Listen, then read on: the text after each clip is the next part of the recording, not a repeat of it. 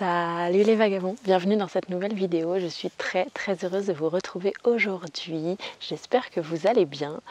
Dans cette vidéo, on va parler de nourriture et de cuisine en randonnée. Je vous ai déjà fait une vidéo lorsque j'étais en randonnée pour vous montrer un petit peu les différentes choses que je pouvais manger à mes différents repas lorsque je pars en rando en autonomie. Si vous voulez aller voir cette vidéo, elle va s'afficher juste ici. Et aujourd'hui, on va pas s'attarder sur la manière générale de manger en randonnée, mais plutôt sur un aliment en particulier qui est la galette chapati. C'est un très grand classique à se faire en randonnée parce que c'est une galette toute plate, toute simple, qu'on trouve beaucoup dans les plats orientaux et particulièrement les plats indiens en général. Mais en randonnée, ça a le grand avantage de se faire tellement simplement avec seulement de l'eau, de la farine, éventuellement du sel, éventuellement de l'huile si vous en avez, mais juste de l'eau et de la farine sans levain et ça vous fait un petit pain plat, tout simple, tout bon à manger et c'est super facile à faire. Donc dans cette vidéo, j'ai décidé de vous montrer comment je réalise ces petites galettes chapati lorsque je suis en randonnée.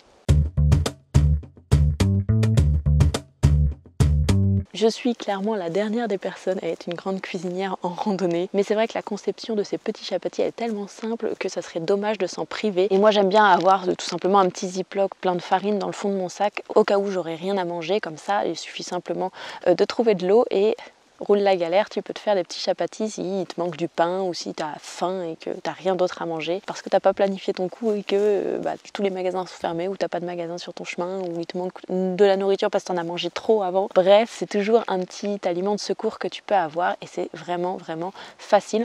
On va voir ensemble comment on réalise tout ça. Donc en termes d'ingrédients, comme je le disais, tout simplement un petit peu de farine de blé, le mieux c'est de la farine complète parce que nutritionnellement ça vous fera plus d'apport, mais bon là moi par exemple c'est de la farine blanche et ça marche tout autant. Ensuite il vous faut un petit peu d'eau, si vous en avez une petite pincée de sel, sinon c'est pas bien grave, et puis si vous en avez pour faire un petit peu plus de goût au chapati et les rendre un petit peu plus moelleux, vous allez pouvoir y ajouter aussi de l'huile d'olive. Et enfin si vous voulez faire une petite variante au chapati pour leur donner encore plus de goût, vous pouvez tout simplement y ajouter des petites herbes aromatiques que vous trouvez sur votre chemin. Si vous savez les reconnaître lorsque vous randonnez sur les sentiers, eh bien vous pouvez tout simplement donc cueillir ce que vous connaissez, ou bien tout simplement d'avoir aussi des herbes de Provence, un peu de ciboulette dans le fond de son sac, dans un petit sachet, pour pouvoir les ajouter dans la préparation. En termes de quantité, comptez à peu près 100 g de farine pour vous faire 6 à 8 chapatis en fonction alors la taille du chapati que vous allez faire. Par exemple, moi je l'ai fait donc dans cette petite poêle là qui est le couvercle de ma popote, donc ils vont avoir cette taille là. Et puis pareil, ça dépend aussi de comment vous mesurez bien votre pâte avec l'eau, comment vous la diluez,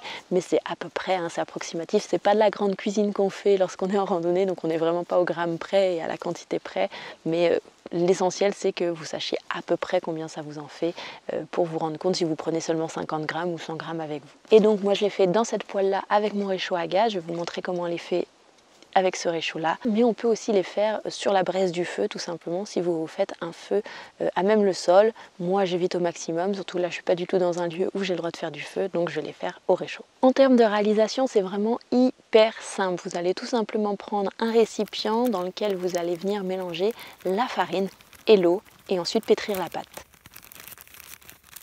C'est toujours intéressant d'avoir une gourde qui est graduée, comme ça vous pouvez savoir à peu près combien d'eau vous y ajoutez. Donc moi je mets à peu près 75 ml d'eau pour 100 g de farine. Alors attention, ajoutez plutôt l'eau petit à petit pour voir la consistance de la pâte au fur et à mesure que vous la formez votre pâte. Parce que si vous rajoutez trop d'eau d'un coup et que vous manquez de farine, après vous êtes un petit peu embêté parce que votre pâte va être beaucoup trop liquide.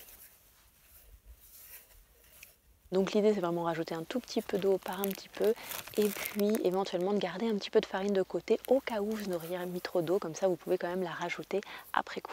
Si jamais elle est trop cassante, il faut rajouter un tout petit peu d'eau un peu par un peu. Si jamais au contraire elle est trop collante, eh bien il faut y rajouter un petit peu de farine. Le mieux c'est de laisser reposer la pâte 10 minutes à plusieurs heures selon le temps que vous avez devant vous. Si jamais vous voulez les manger au petit-déj, vous pouvez vous les faire le soir et comme ça elles reposent toute la nuit la pâte et vous pouvez les manger le lendemain matin. Ensuite, une fois que votre pâte a reposé, vous allez tout simplement l'aplatir pour qu'elle soit la plus fine possible, qu'elle soit vraiment mince.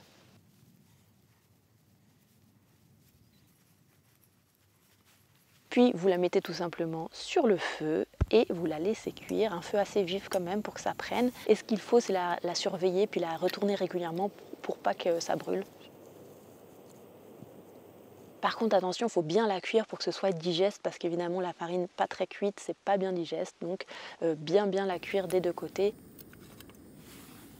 Et donc c'est vraiment top ces chapatis parce que ça peut se manger avec tout, salé comme sucré, dans des petites trempettes, des choses qu'on va venir manger, du houmous, des olives, des choses comme ça, un petit peu plutôt en style apéro, ou aussi on peut les manger au repas tout simplement en accompagnement d'une soupe, d'une purée, de quelque chose que vous faites, ou le matin aussi, vous pouvez vous les manger avec du miel par exemple ou des fruits secs. Moi là je les mange par exemple avec du fromage frais que je vais venir tartiner dessus. Et voilà, c'est tout. Vous savez tout, vous savez faire vos galettes chapati, c'est aussi simple que ça. Si jamais vous vouliez rajouter de l'huile d'olive, évidemment, vous la rajoutez dans la phase de conception ainsi que le sel. Voilà, c'est ici que cette vidéo courte mais très instructive, j'espère, enfin c'est très simple, hein, comme je vous le disais, mais c'est des petites astuces comme ça auxquelles on ne pense pas toujours et je trouve c'est intéressant d'en parler. Donc si jamais cette petite vidéo vous a plu, n'hésitez pas à y mettre un petit pouce en l'air. N'hésitez pas à me donner aussi vos astuces à vous, si vous avez des recettes de cuisine super simples à réaliser en randonnée, à me les mettre dans les commentaires juste en dessous, je serais curieuse de vous lire puis d'échanger autour de ce que vous mangez vous aussi en randonnée. Je sais qu'on a tous des régimes alimentaires très différents, mais en rando des fois, comme on va à la simplicité, c'est toujours intéressant d'avoir les recettes des autres. Si vous souhaitez m'encourager dans ma démarche et sur ma chaîne YouTube, n'hésitez pas aussi à vous abonner à ma chaîne si ça n'est pas encore fait. Je vous fais plein de gros bisous et puis je vous dis à une prochaine. Salut!